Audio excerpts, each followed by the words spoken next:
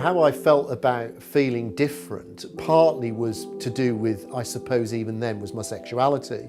Part of it was because I was a square peg in a round hole in terms of my environment at school as well. But I think a lot of, when you're young and you're growing up and you're trying to understand where you feel sexually about things, I think a lot of young men go through some period of feeling attraction towards the same sex. So very much I felt that perhaps that would pass.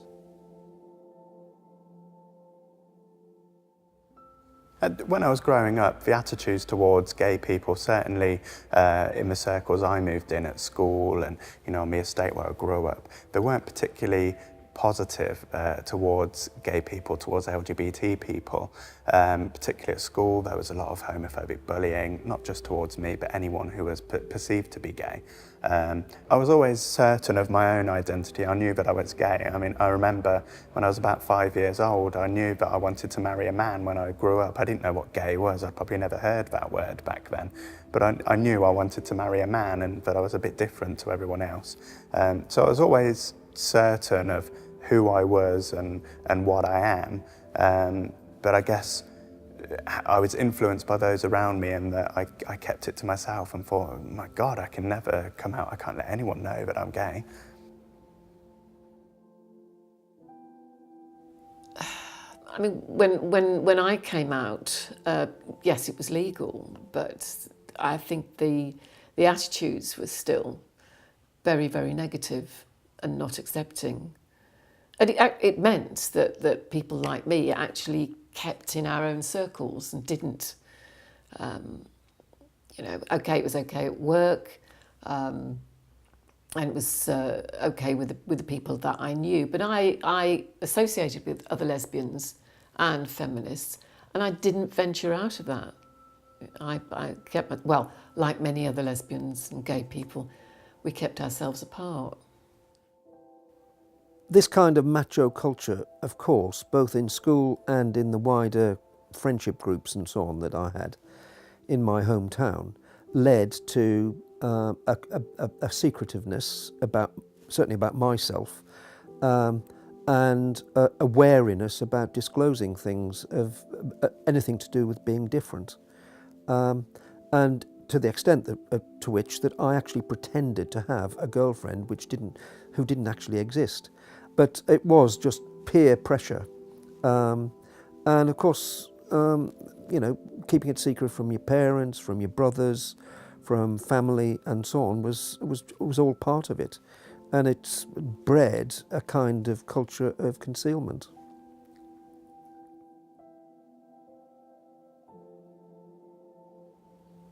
I knew there was something. Well, I think most teenagers probably feel they're different in some way or other, and I certainly did feel like that. And I didn't have pin-ups on the walls like some of my school friends. I wasn't interested. I can remember coming out to my family. My parents had a caravan near Aberystwyth, and they'd go down there a lot. And I got this girlfriend that it was quite serious. I thought, I've got to introduce her. So we went down to the caravan, and I took my mum down the beach with a few cans. And I told her I'm a lesbian. First of all, she wasn't quite sure what that meant. But then she asked, did my girlfriend know? Well, she didn't know. She just knew her name. She said, does Jeanette know? Yes, Mum. And actually, she took it very well. But then a few days later, I got a phone call. She talked to my dad about it, and he wasn't happy. So it was actually it was a few years before we settled down into, well, that's the way things are. But it wasn't easy. And coming from a Catholic family as well, it was very hard for them.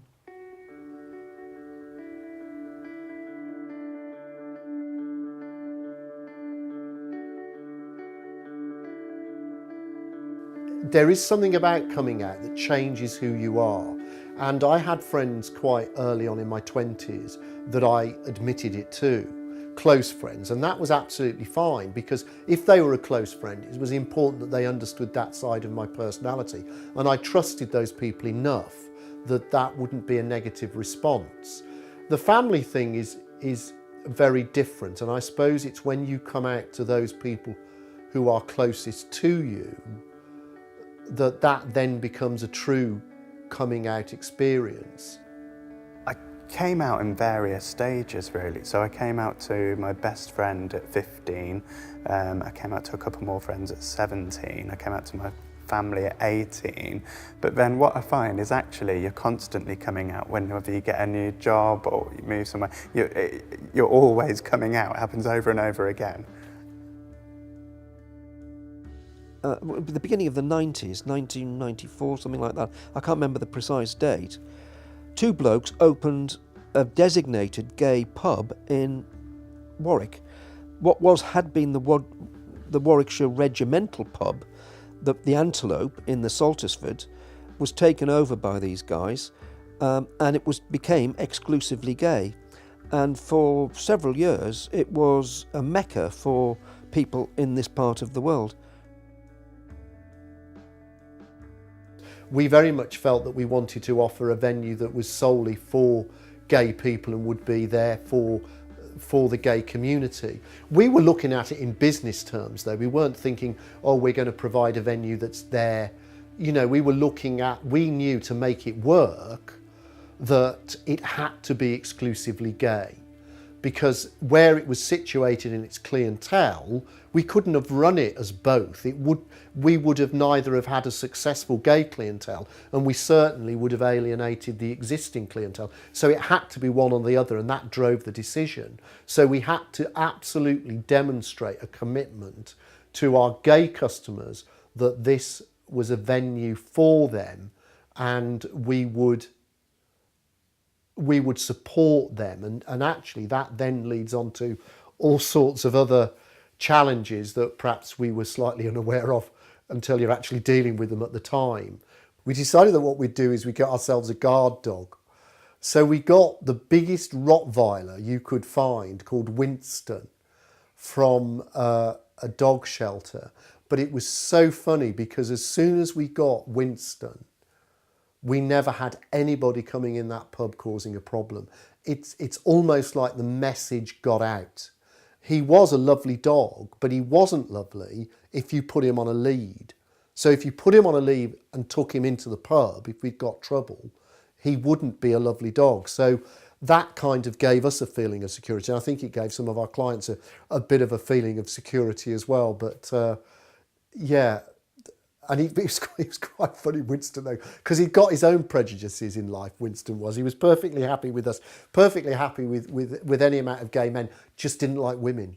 Just genuinely this dog did not like women. Well, I can recall, I didn't really go to the gay nights that the guys set up. When I moved to Leamington, I was anxious or interested in finding other like-minded women, feminists and or lesbians, preferably both. So we kind of congregated at Bath Place, and we set up something called a women's room. We started off actually setting up women's groups there, so we'd have discussion nights and things like that. But we also had a disco, so that started. It was really very busy nights and a lot of interest. School was a pretty awful time, and if I'm honest, I was traumatised for a number of years after, for probably 5, 6, 7 years afterwards, absolutely traumatised. Bullying was very prevalent. We were under Section 28 at the time, so teachers wouldn't challenge any homophobia that they heard, and you know, being bullied was a daily occurrence, really.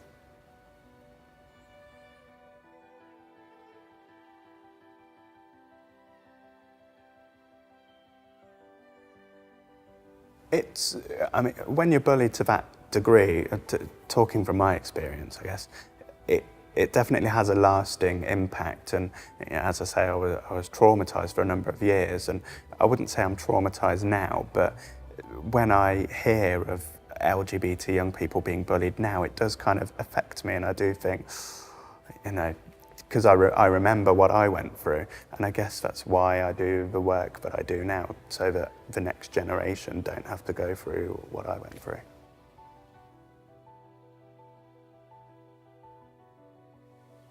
We're in a better place because, you know, if you're in your teenage years now, you know, we've moved on from a lot of the things that were stigmatising gay people.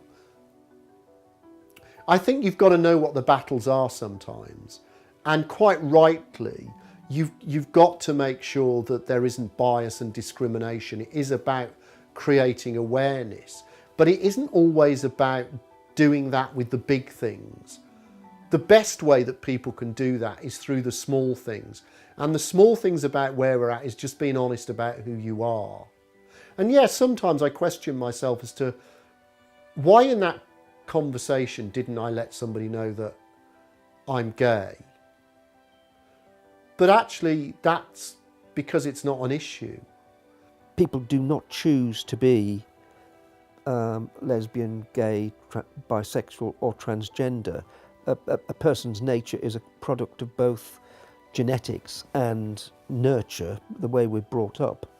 And the tolerance that we've got now has been hard won, and I think that ought to be acknowledged. But I mean, to see somebody simply as different because of what they do in private seems to me, it's always seemed to me, completely irrational.